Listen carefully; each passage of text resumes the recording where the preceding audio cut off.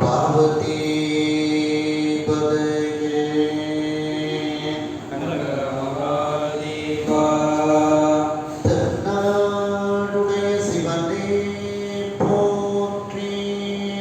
எண்ணாகவர்க்கும் இறைவா போற்றி. கலைநிறை கணபதிக்கு சரணம் சரணம். திருச்செந்தூர் முருகனுக்கு அரோகரா. திருவாவூரை ஆதீன ஸ்ரீலஸ்ரீ குருமாசஞானம் அவர்கள் பொன்னார் திருவடிகளை வணங்கியும், தருமபுர ஆதீனம் நட்சத்திர குருமணிகள் ஸ்ரீலஸ்ரீ குருமாசஞானம் அவர்கள் பொன்னார் திருவடிகளை வணங்கியும், தருமபுர ஆதீன ஸ்ரீமத் மீனாட்சி சுந்தர தம்பிரான் சுவாமிகள் பொன்னார் திருவடிகளை வணங்கியும், இந்த திருவிளையாடல் புராண சிந்தனையை செவ்வனே நடத்தி கொண்டிருக்கக்கூடிய கனடாவில் இருக்கும் திரு மோகன் பிரேம்குமார் ஐயா அவர்களுக்கு வணக்கத்தை தெரிவித்து உங்கள் அனைவருக்கும் அன்பான வணக்கத்தை தெரிவித்துக் கொள்கிறேன். சென்ற சிந்தனையில் 31வது திருவிளையாடலை நாம் சிந்தித்தோம்.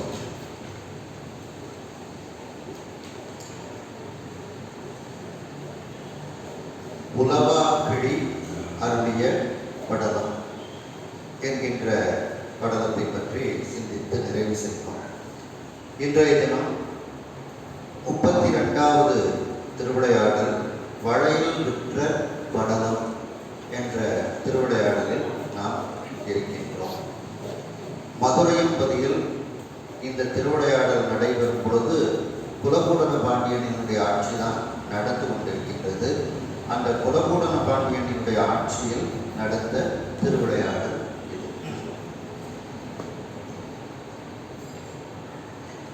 வேதம் தனது வடிவு என்று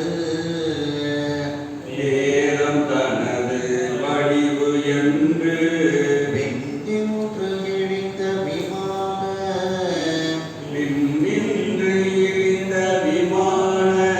மறைகீதன் செழியன் தனக்கு உலவாக்கிழி தந்து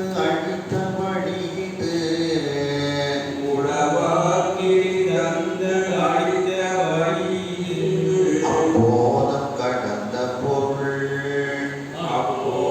கடந்த பொருள் வணிக புத்தேள் மாடமணி மருகு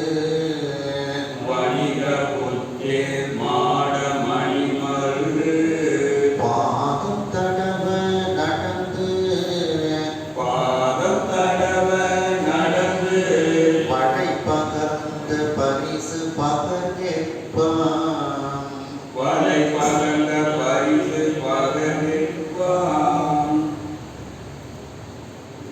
வேதம் தனது வடிவு என்று,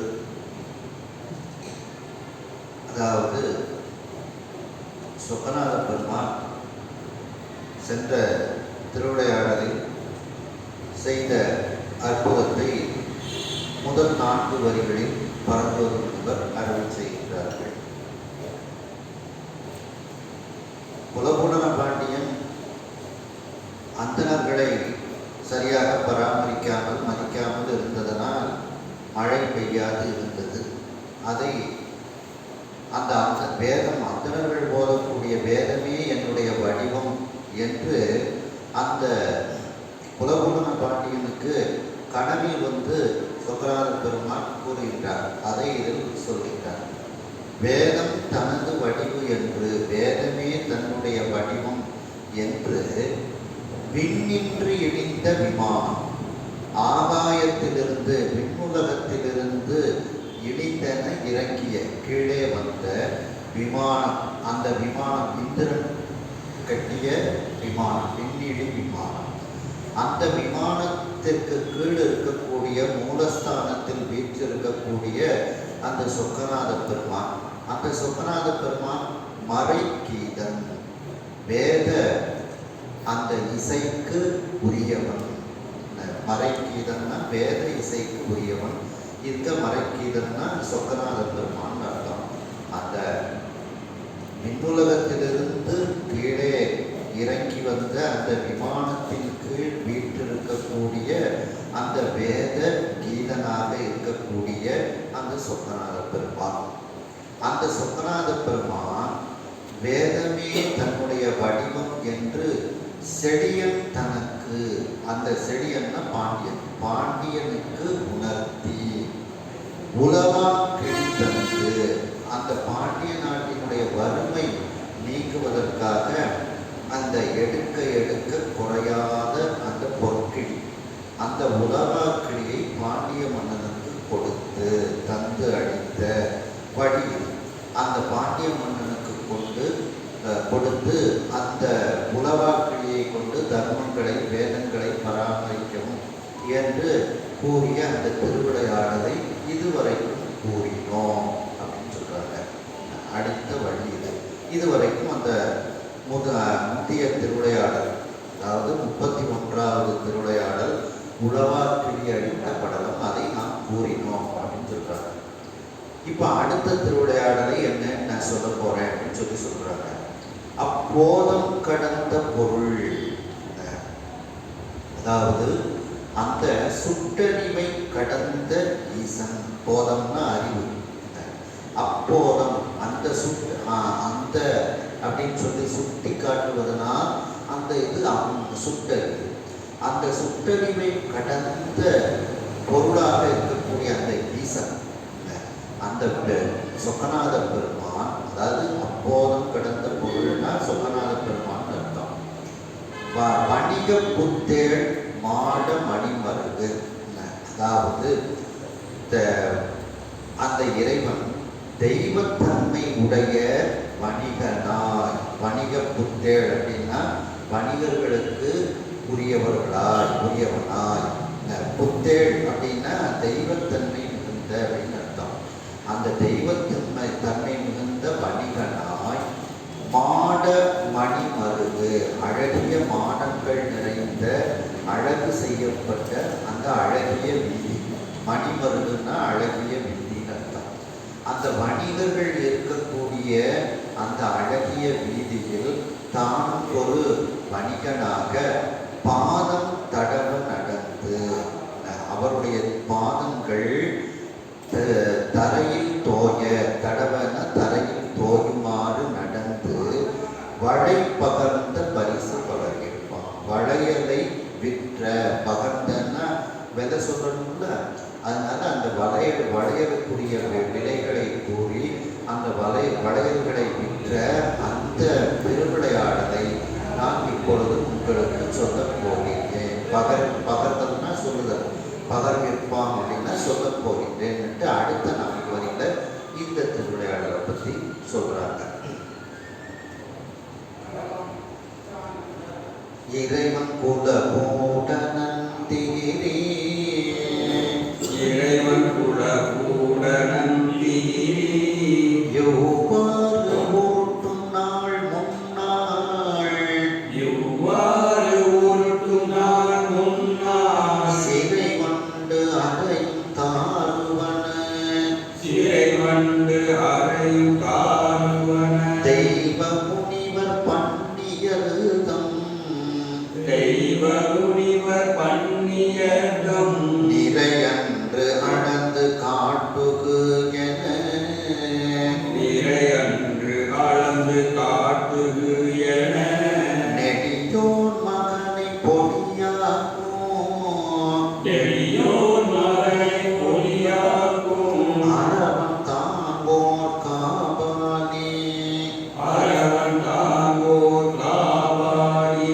ஆகி பழிக்கு வருகின்றான், ஆகிப்படைக்கு வருகின்றான். அதாவது இறைவன் குலமூடன், அரசனை இறைவன் சொல்லுவாங்க. அப்படி அந்த குலமூடன பாண்டியனாகிய அந்த அரசன், அவன் நேர்மையாக அரசாட்சி செய்யணும். நேர்மையாக அரசாட்சி செய்யக்கூடிய அரசனுக்கு தான் அவனை தான் இறைவன் சொல்ல முடியும். மற்ற அரசியல்வாதிகள் எல்லாம் இறைவன் சொல்ல முடியாது. அப்படி அந்த குலபூடன பாண்டியன் என்கின்ற அந்த இறைத்தன்மை மிக்க அந்த அரசன் திகிரி இவ்வாறு உருட்டும் நாள் முன்னாள்.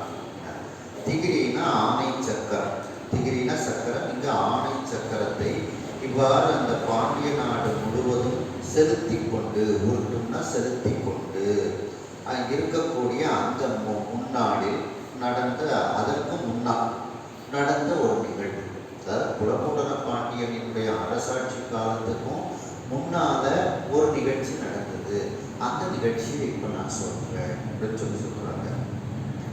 சிறை வண்டு அறையும், சிறைனா ரெக்கை, அந்த சிறகுகளை உடைய வண்டுகள் எல்லாம் ரீங்காரமிடும், அறையும்னா ரீங்காரமிடும் தாருவன தெய்வ முனிவர்.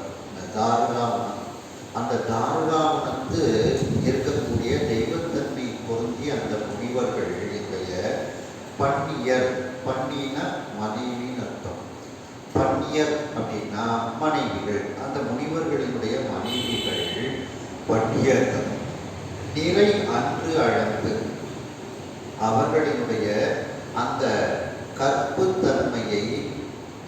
தன்மையை வெளிப்பாடை எல்லோருக்கும் அதை காட்டுவேன், அவர்களுடைய அந்த ஒழுக்க நிறைவை எல்லோருக்கும் காட்டுவேன் என்று சொக்கநாத பெருமான் நினைக்கின்றார். அந்த சொக்கநாத பெருமான் எப்படிப்பட்டவர்? நெடியோ மகனை பொடியாக்கும் அரவன். நெடியோம்னா பெருமான், அந்த திருமாலினுடைய மகன் மன்மதன், திருமாலினுடைய மகன் மன்மதன்.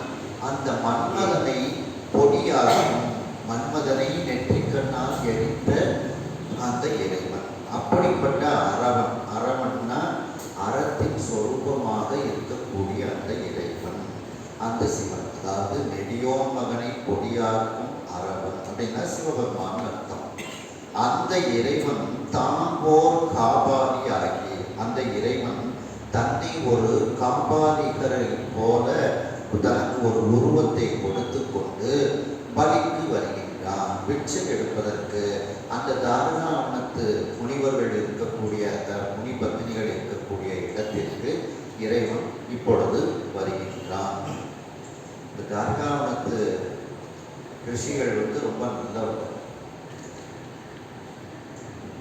வேள்விகள் செய்வாங்க, எல்லாருக்கும் நன்மைகள் செய்வாங்க, பிறருக்கு தீங்கு செய்ய மாட்டாங்க, ரொம்ப நல்லவங்க. ஆனால் அவங்கள்ட்ட உள்ள ஒரே ஒரு குறை என்ன அப்படின்னா, இறைவன் இருப்பவங்க ஏற்றுக்கிறது. இறைவன் ஒருவன் இருக்கின்றான் அப்படிங்கிறது அவங்க ஏற்றுக்கொள்ள. அவர்களுக்கு இறைவன் ரொம்ப நல்லவங்களுக்கும் அனுப்புரியும் இல்லை, தன்னை வழிபடாட்டாலும் ரொம்ப நல்லவர்களாக இருக்காங்க, வேற எந்த ஒரு தீமையும் இல்லாதவர்களாக இருக்கின்றார்கள். அவர்களுக்கும் தான் இறைவனாக இருக்கின்றேன், உங்களை நடத்தி கொண்டு இருப்பவனும் நான் தான் அப்படிங்கிறத உணர்த்துவதற்காக ஒரு திருவிளையாடலை சுவாமி இது பண்றார். புரியுதா? அதுதான் இதில் அந்த இந்த குலபூடன பாண்டியனுடைய ஆட்சிக்கு முன்னால் நடந்த ஒரு நிகழ்வை நான் கூறுகின்றேன் அப்படின்னு சொல்லி, இந்த இந்த நிகழ்வு தெரிஞ்சாதான் இது எப்படி வந்தது, இந்த வளையலுற்ற படலம் அப்படிங்கிறது தெரியும். அப்படிங்கிறதுனால இது ஒரு சுருக்கமாக அந்த வரலாறு சொல்றாங்க.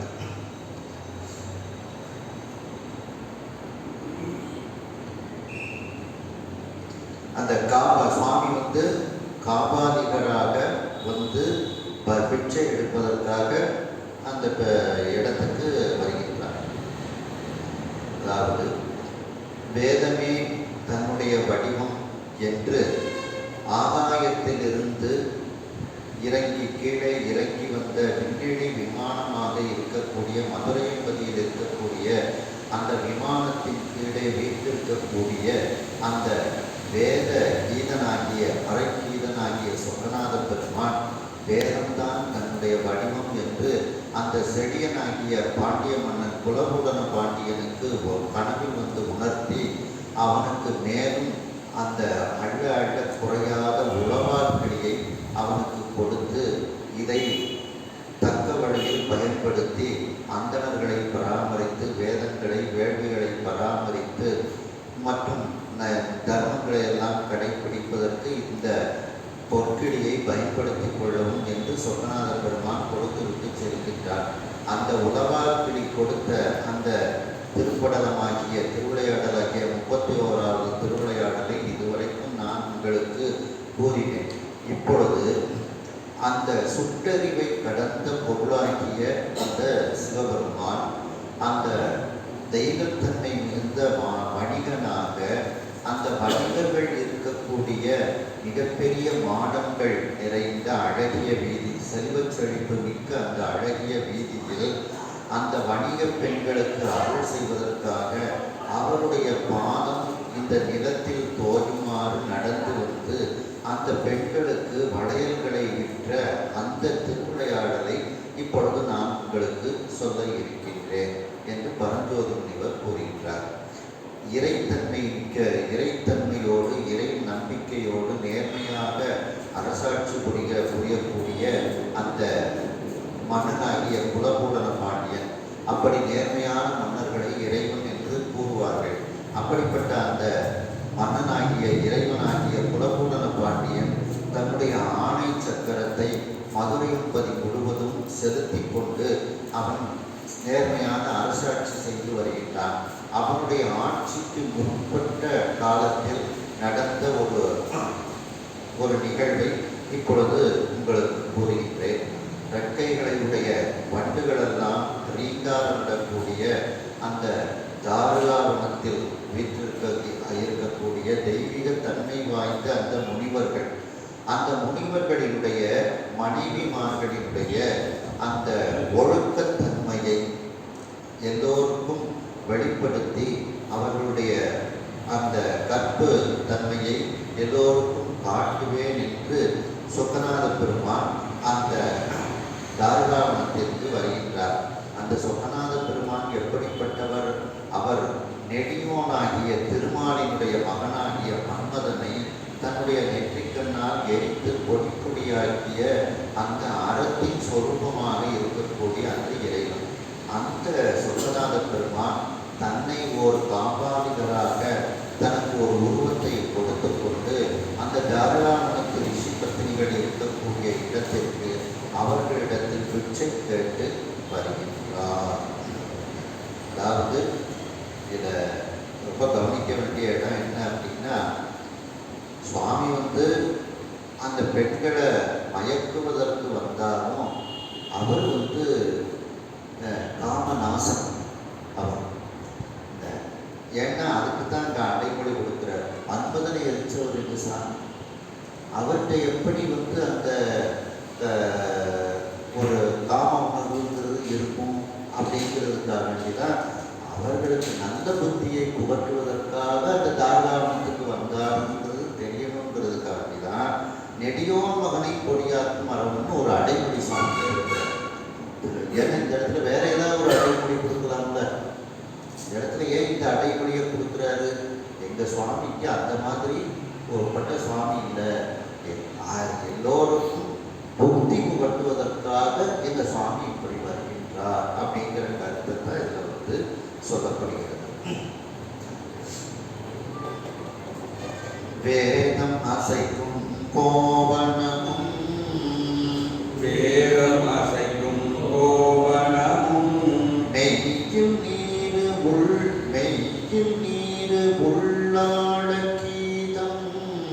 மெய்யில் நீரு உள்ளாள கீதம் இசைக்கும் கனிவாயும் உள்ளே நகையும் கிண்கிணி சோழ்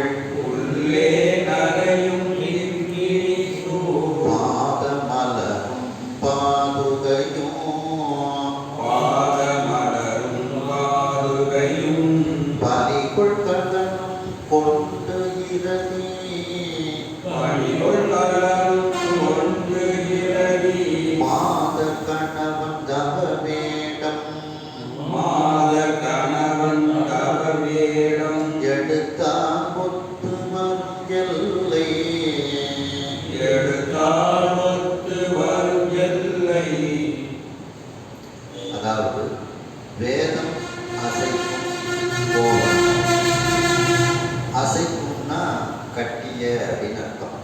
அந்த வேதத்தையே தன்னுடைய ஆடையாக அணிந்திருக்கின்றார் இறைவன். மெய்யில் நீரு, உடம்பில் திருநீற்றை பூசி இருக்கின்றார். உள்ளாட கீதம், உள்ளாட கீதம்ங்கிறது ஒரு வகை பாட்டு.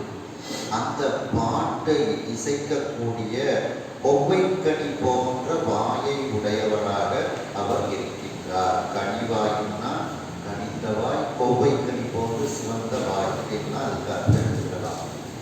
உள்ளே நகையும், அந்த எல்லோருக்கும் தெரிகின்றது போல ஒரு புன்முறுவல் கொண்டு, உள்ளே நகைனா புன்முறுவல் அர்த்தம். அந்த புன்முறுவல் கொண்டு கிண்கிணி சூழ் பாதமலர். கிண்கிணினா சிலம்பு, சதங்கை, தண்டை இதையெல்லாம் குறிக்கும்.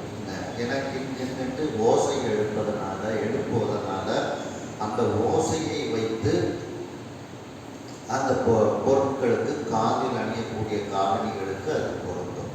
அப்படி சிலம்பு, சதங்கை, தண்டை போன்ற கிண்கின் என்று ஓசை எழுப்பக்கூடிய அந்த காலுக்கு உரிய ஆபரணம், அந்த அணிகலன்களை எல்லாம் அணிந்திருக்கக்கூடிய அந்த பாதம், அந்த பாதம் எப்படி இருக்கின்றது? மலராக இருக்கிறது, தாமரை பூ போல இருக்கக்கூடிய பாதம். அந்த பாதத்தில் கிண்கின் என்று ஒலி எழுப்பக்கூடிய அந்த காலுக்குரிய அணிகலன்களை எல்லாம் அணிந்திருக்கின்றார். பாதுகையும் செருப்பு போட்டுக்கிறார் சுவாமி. பாதுகைனா செருப்பு. பதிகொள் கலனும் கொண்டு பிச்சை எடுக்கக்கூடிய பாத்திரம், கலன்னா பாத்திரம், கபாலம், அதையும் மண்டை ஓடும், அதையும் கையில் எடுத்து கொண்டு சுவாமி எப்படிப்பட்ட ஒரு ஒரு தவ வேடத்தோட வருகின்றார். அந்த தவ வேடம் எப்படி இருக்கின்றதானா, இரதி மாதர் கணவன் தவம் வேடம் எடுத்தார். ரதினா அந்த மன்மதனினுடைய மனைவி. அந்த மன்மதனினுடைய மனைவியினுடைய கணவன் மன்மதன். அந்த மன்மதன் ஒரு தவ வேடம் எடுத்து வந்தால் எப்படி இருக்குமோ அது போன்று அவர் வருகின்றார் அப்படின்னா, மன்மதனுக்கு தவ வேடம் கொடுத்தால் அந்த தவ வேடமும் அழகாக இருக்கும். அவனை பார்த்தாலே அழகு, மன்மதனை பார்த்தாலே அழகு. அப்படி அந்த மன்மதனினுடைய அழகை கொண்டு மேலும் அந்த அழகிற்கு அழகு சேர்ப்பது போல தவ வேடத்தை அணிந்து கொண்டு சுவாமி அந்த தாராவனத்து இடத்திற்கு வந்து கொண்டு இருக்கின்றார். மன்மதன் தவ வேடம் தரித்தார் போல அவர் வருகின்றார்.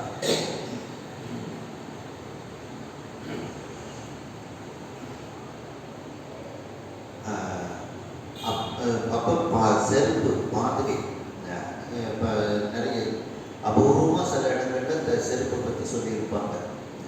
அதனால இங்கே சுவாமியும் செருப்பு அணிந்திருக்கின்றார் அப்படிங்கிறத இதில் சொல்கிறாங்க. உள்ளாட கீதம் அப்படிங்கிறது ஒரு விதமான பாட்டு. அந்த இசையை கேட்டாலே மனது மயங்கும். மனதை மயக்கக்கூடிய ஒரு இசை.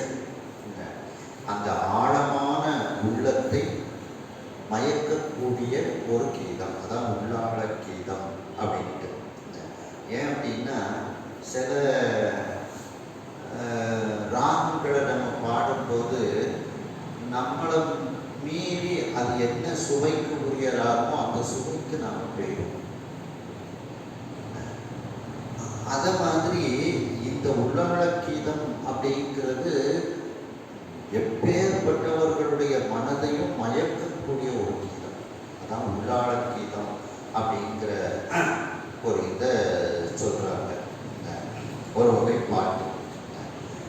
இன்னும் பார்த்தீங்கன்னா சுபபந்து வராடின்னு ஒரு ராகம் இருக்குது. இந்த ராகத்தை பாடிக்கிட்டே இருந்தோம்னா அவர் இது சோகத்துக்கு உரிய ஒரு ராகம். அவர்களை மீறி அவர்கள் உள்ளம் ஒரு சோகத்துக்கு அகப்படும்.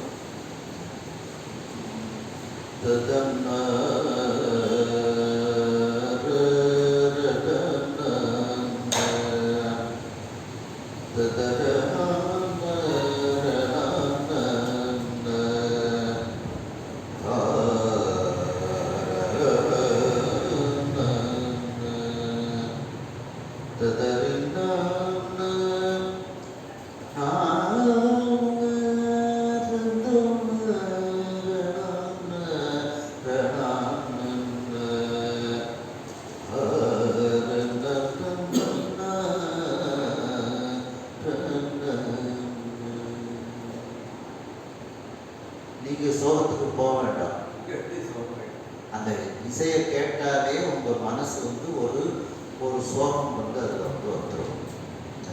அதே மாதிரி மயக்கக்கூடிய ஒரு இசையை பாடிக்கொண்டு சுவாமி வர்றாராம். அதான் உள்ளாட கீதம் அப்படின்ட்டு அதை வந்து சொல்லப்பட்டிருக்கிறது.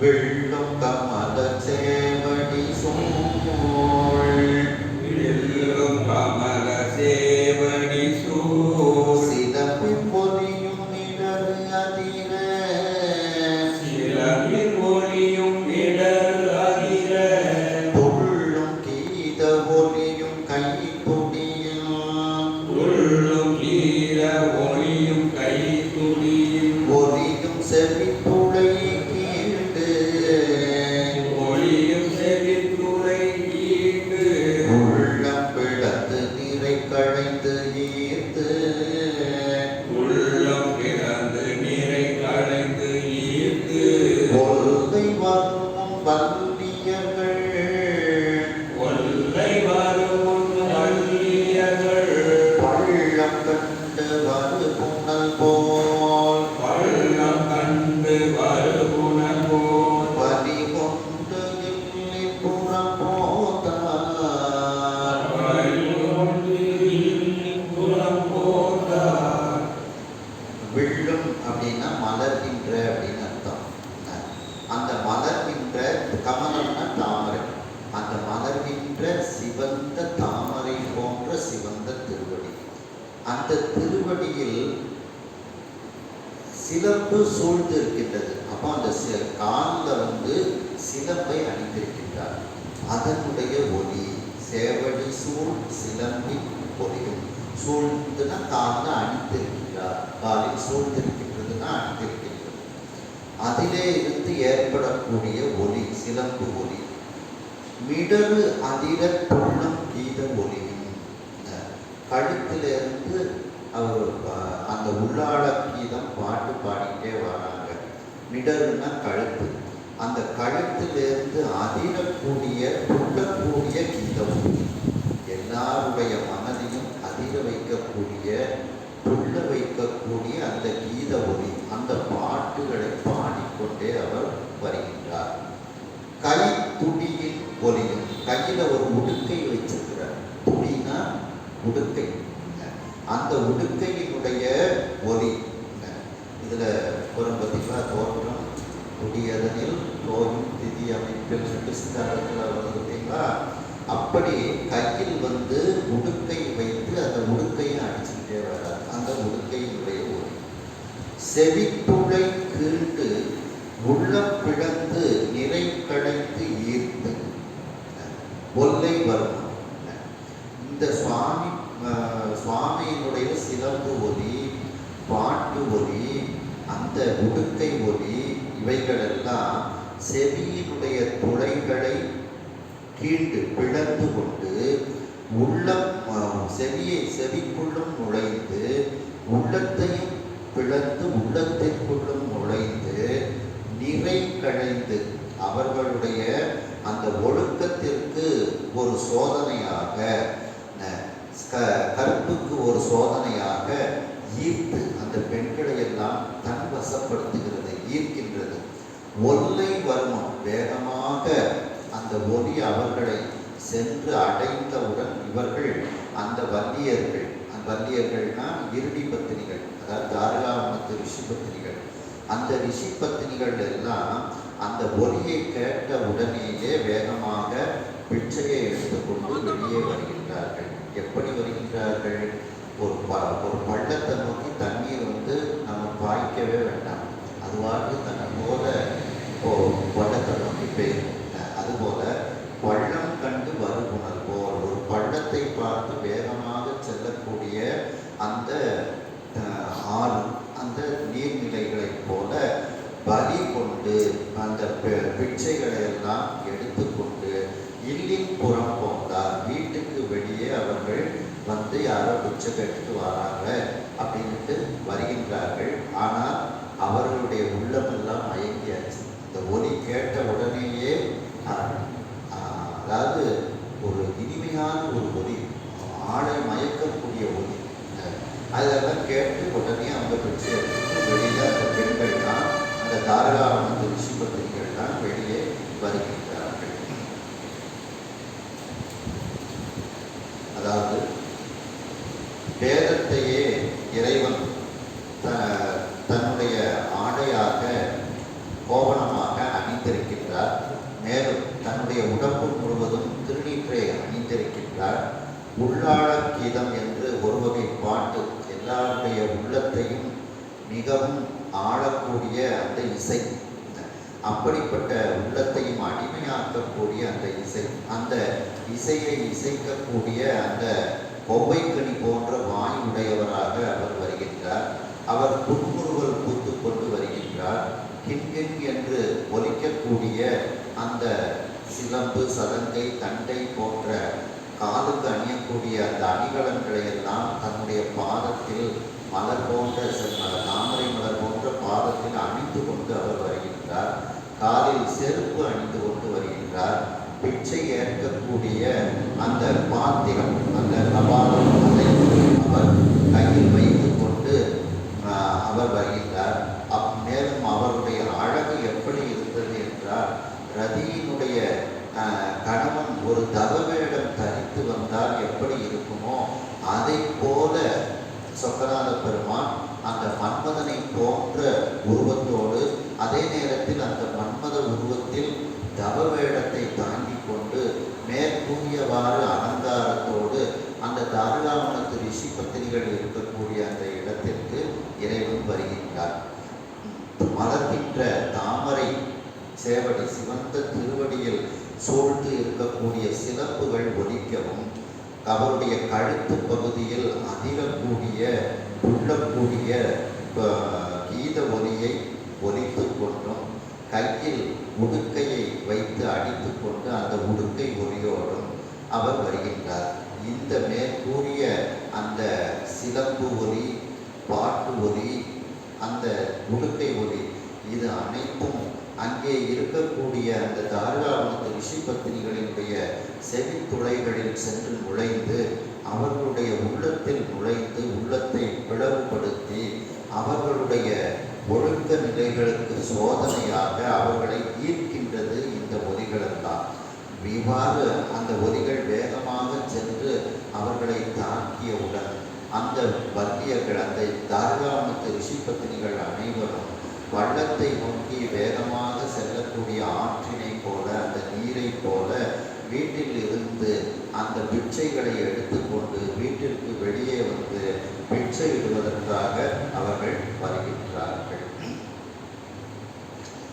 ஐயம் கொண்டு அணைவார் ஐயர், ஐயம் கொண்டு அணைவார் ஐயர், பரிகருத்து ஐயம் அன்றே, பரிகருத்து ஐயம் அன்றே, கை அம்பொன் வளையும் பெய்வார், கை அம்பொன் வளையும் பெய்வார், கருத்து நான் அன்றி காசு, கருத்து நான் அன்றி காசு, செய்யும் பொன் மருங்குல் நானும், செய்யும் பொன் மருங்குல் நானும், இடப்பர் வேழ்ச்சினை அம்பு அன்றே, இழப்பதே சிலை அம்பு அன்றி, பொய்யும் தன் மலர்கண் அம்பும், பொய்யும் தன் மலர்கண் அம்பும், பொங்கையில் சொரிய சோர்வார், பொங்கையில் சொரிய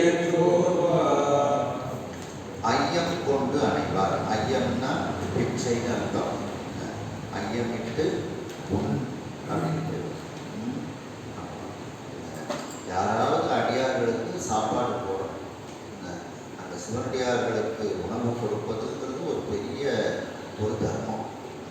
ஐயம் கொண்டு அந்த பிச்சையை எடுத்துக்கொண்டு அணைவார், வெளியே வருகின்றார்கள் அந்த பெண்கள்.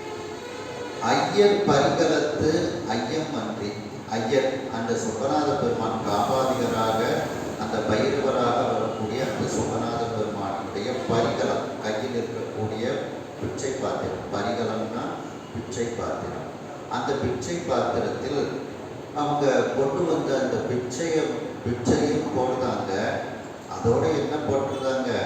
கையில் இருக்கக்கூடிய அழகிய வளையல்களும் உள்ள விழுந்து. அப்படின்னா என்ன அர்த்தம் அப்படின்னா, அந்த சொக்கநாத பெருமானை பார்த்த உடனேயே அவர்களுக்கு ஒரு மயக்கம் ஏற்படுகிறது. அந்த அன்பு ஏற்பட்டதனால அவருடைய உடல் மெலிவு அடைகிறது. உடல் மெலியும் போது வளைவது கடவுள். அதான் வளை கவர்தல் அப்படிங்கிறது ஒரு அகப்பொருள் துறையில் உள்ள ஒரு நிகழ்வு. அந்த சொக்கநாத பெருமானுடைய இந்த கோலத்தை பார்த்த உடனேயே அவர்கள் பிச்சை போடுதாங்க. பிச்சை போடும்போதே அவங்க கையில் இருக்கக்கூடிய வளையலும் கலந்து அந்த பிச்சை பாத்திரத்துக்குள்ள விழுந்து. அந்த பார்த்த மாத்திரத்திலேயே சொக்கநாத பெருமான் மீது அன்பு கொண்டு அவருடைய உடல் மெலிவு அடைகிறது. ஆகையினால் உடல் மெலிந்ததனால், கை மெலிந்ததனால் கை வளையல்கள் அந்த பிச்சை பாத்திரத்தில் விழுந்து விடுகிறது. அதான் கை அம்பம் வளையும் பெய்வார். கையில் அணிந்திருக்கக்கூடிய அழகிய பொன்னால் செய்யப்பட்ட அந்த வளையல்களையும் பிச்சை பாத்திரத்துக்குள்ள விழுந்து விடுகின்றது. கருத்து நான் அன்றி. இந்த உள்ளத்தில், கருத்துனா உள்ளம், உள்ளத்தில் வெட்கம் இல்லாமல் போய்விடுகிறது. நான் அன்றி அப்படின்னா நான் இல்லாமல், வெட்கம் இல்லாமல். காசு செய்யும் பொன் மருங்குல் நானும் இழப்பன். அதாவது அந்த விலை மதிக்கக்கூடிய அந்த பொன்னால் செய்யப்பட்ட இடையில் கெட்டியிருக்கக்கூடிய அந்த பொன் கச்சு, மேகலைன்னு அதுக்கு பேர். இந்த உடம்பு மெலிவு அடையும் போது, ஒருத்தர் மீது அன்பு வரும்போது உடல் மெலியும். அந்த உடல் மெலியும் போது இடுப்பில் அணியக்கூடிய உடல் பாகம் முழுவதும் மெலிவடையும். அப்போ இடுப்பில் அணியக்கூடிய அந்த மேகலையும் லூஸ் ஆகிடும். அப்போ கீழே விழுந்துடும். அதுதான் இதில் வந்து சொல்கிறாங்க. மருங்குல் அப்படின்னா இடைன்னு அர்த்தம். நான்னா இடையில் கட்டிய பொற்கச்சு. அந்த நல்ல விலை மதிக்க முடியாத அந்த பொன்னால் செய்யப்பட்ட இடையில் கட்டிய அந்த பொன் கச்சு, அந்த மேகலை என்கின்ற ஆபரணம் இழப்பர், அந்த ஆபரணம் கழன்று விழுகின்றது. அந்த அளவிற்கு அவர்கள் அந்த சொக்கநாத பெருமானை பார்த்து மயங்குகின்றார்கள். வேள் சிலை அம்பு அன்றி. அவர்களை நோக்கி இப்பொழுது மன்மதன், வேள்னா மன்மதன் அர்த்தம், மன்மதனினுடைய அந்த மலர் அம்புகள், வில்லு அம்பு, அந்த மலர் அம்புகள் எல்லாம் பாய்கின்றது. அது மட்டுமா பாய்கின்றது? பொய்யும் தன்மலர்கண், அப்படி நன்கு விரிந்த அந்த குளிர்ச்சி பொருந்திய மலர் போன்ற கண்களிலிருந்து கண்ணீர் சொரிந்தது. அந்த கண்ணீர் அம்பும் அவர்களுடைய மார்பில் சொரிய அவர்கள் சோர்வினை அடைகின்றார்கள் அப்படின்ட்டு. அதாவது மன்மதனினுடைய வில்லம்பும் அந்த மலர் அம்புகளும் அந்த பெண்களினுடைய மார்பில் தைத்தது. அந்த கண்களும் கண்ணீர் சொரிந்து அதுவும் ஒரு அம்பாக, அவர்களுடைய மார்பில் அந்த கண்ணீரும் ஒரு அம்பாக சொரிந்தது அப்படின்ட்டு வந்து அவர்களுடைய நிலையை கூறுகின்றார்கள். அதாவது அந்த தார்காவனத்து ரிஷி பத்தினிகள் எல்லோரும் பிச்சையை எடுத்துக்கொண்டு வெளியே வருகின்றார்கள். அங்கு நிற்கக்கூடிய சொக்கநாத பெருமான், ஐயனாக இருக்கக்கூடிய சொக்கநாத பெருமானினுடைய அந்த பரிகலமாகிய பாத்திரத்தில் அந்த பிச்சையை இடுகின்றார்கள். அந்த பிச்சையோடு சேர்த்து அவர்கள் கையில் அணிந்திருக்கக்கூடிய அழகிய பொன்னால் செய்யப்பட்ட வளையலையும் அவர்கள் அந்த பிச்சை பாத்திரத்திற்குள் அவர்கள் இடுகின்றார்கள். அதாவது அந்த வளையலானது சொக்கநாத பெருமானை பார்த்த மாத்திரத்தில் ஏற்பட்ட மயக்கம், அன்பு, காதல், இதன் காரணமாக அவர்களுடைய உடல் மெலிந்து அந்த வளையலானது, வளையல் அணிந்த கைகளும் மெலிந்து அந்த வளையலானது அந்த பிச்சை பாத்திரத்திற்குள் விழுகின்றது. மேலும் அவர்களுடைய உள்ளத்தில் நாணம் இல்லாமல் போய்விடுகின்றது. அந்த உயர்ந்த ஒரு மதிப்பு உடைய, காசு செய்யும்னா மதிப்பு உடைய அந்த பொன்னால் செய்யப்பட்ட அவர்களுடைய இடையில் அணிந்திருக்கக்கூடிய பொன் கச்சு ஆகிய அந்த மேகலை என்கின்ற அவர்களுடைய உடல் மெலிவு அடைந்ததனால் அந்த மேகலை என்கின்ற ஆபரணமும் அவர்களுடைய இடுப்பிலிருந்து கீழே விழுகின்றது. அவர்களை நோக்கி இப்பொழுது மன்மதனினுடைய அந்த மலர் அம்புகள் அவர்களுடைய மார்பை நோக்கி பாய்கின்றது, மார்பில் தைக்கின்றது. அது மட்டுமா, அவர்களுடைய அந்த மலர்ந்த குளிர்ச்சி பொருந்திய மலர் போன்ற கண்களிலிருந்து கண்ணீர் என்கின்ற அம்பும் அவர்களுடைய மார்பை தைக்கின்றது. அதாவது அவர்கள் சுக்கநாத பெருமானை பார்த்து அன்பு வயப்படுகின்றார்கள்.